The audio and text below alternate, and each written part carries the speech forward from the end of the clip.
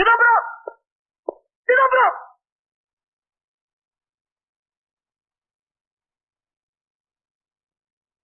ஆளு லாக்கப்ல இருக்கா.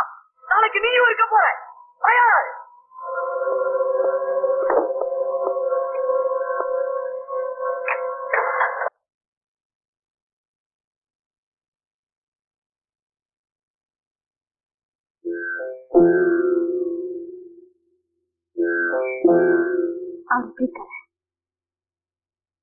இன்னும் கண்ண திறக்கல.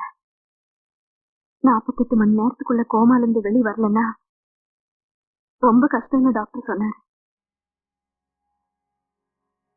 48 மணி நேரம் ஆயிடுச்சு. எனக்கு பயமா இருக்கு.